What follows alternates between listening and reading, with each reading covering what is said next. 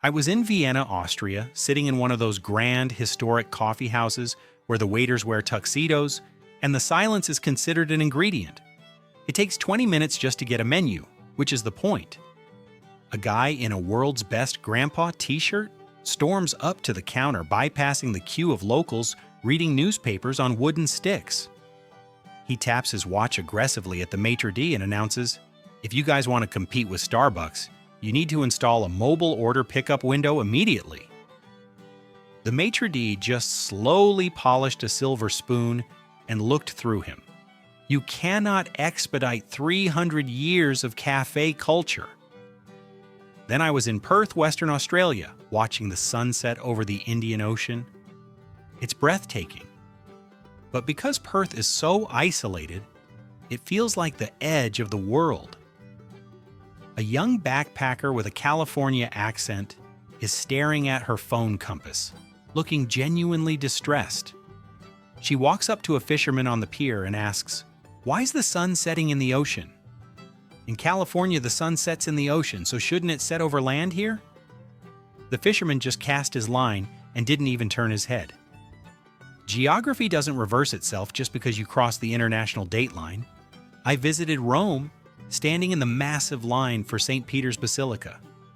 The security is tight, like an airport, and the Swiss guards are standing there in their colorful uniforms holding halberds.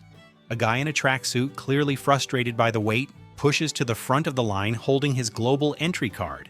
He waves it in the face of a Swiss guard and says, "I have TSA pre-check." Does that work for the Pope's security line, or do I need a separate pass? The guard didn't move a muscle, basically a statue with a pike. The Vatican does not recognize the authority of the U.S. Department of Homeland Security. In Berlin, Germany, I was walking along the East Side Gallery, looking at the murals painted on the remaining sections of the Berlin Wall. It's a heavy piece of history. A woman in a spotless trench coat is inspecting the concrete with a critical eye. She turns to her husband and says, loud enough for a German tour group to hear, "I don't get why they don't just pressure wash this graffiti off and make the wall look nice and new again."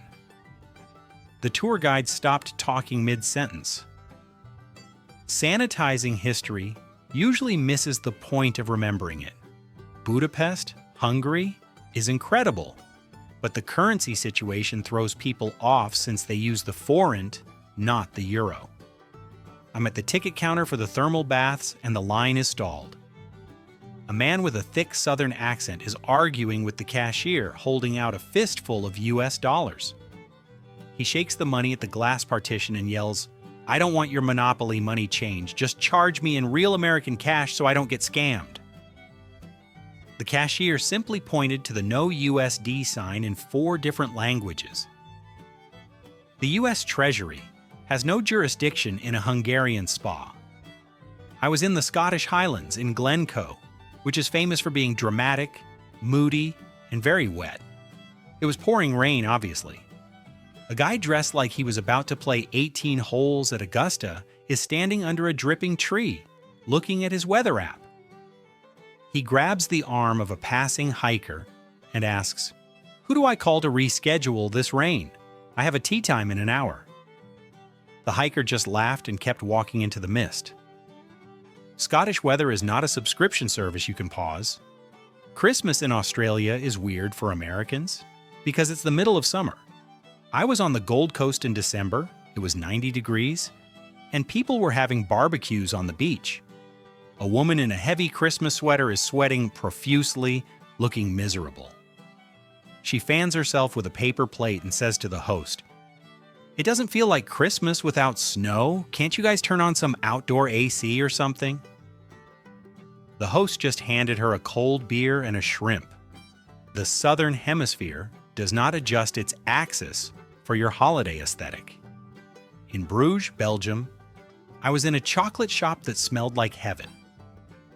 The shopkeeper was speaking Flemish to a local. A tourist in a bucket hat interrupts them, looking confused at a translation app on his phone. He leans over the counter and asks, "Do you speak Belgian here?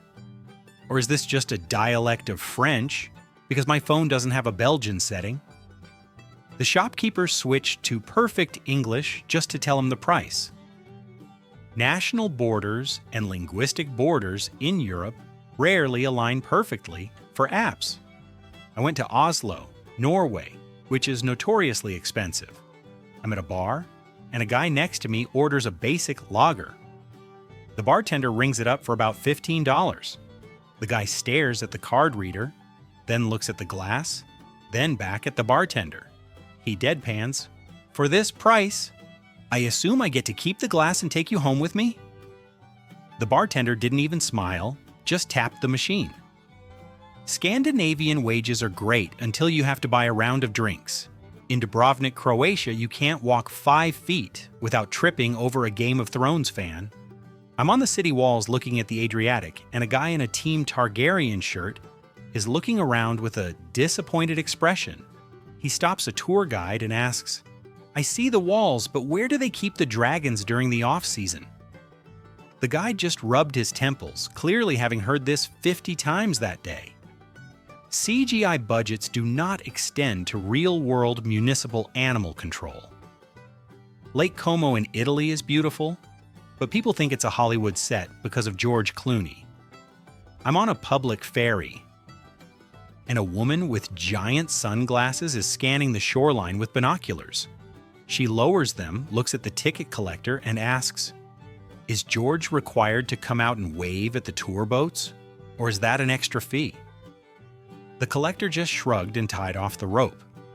Privacy laws apply even to people who have won Oscars. Barcelona, Spain operates on a very late schedule. I walked into a restaurant at 6 p.m., and the staff was just sitting down to their own family meal before service. A family of 5 Americans walks in, the dad leading the charge. He sees the empty dining room and loudly proclaims, "In America, 6 p.m. is peak dinner time, so you guys really need to adapt to the market if you want to succeed." The waiter just poured himself more wine and ignored them. Cultural traditions tend to outlast Yelp reviews. I went to Uluru in the Australian outback. It's a sacred site, and climbing it has been banned for years out of respect for the indigenous people.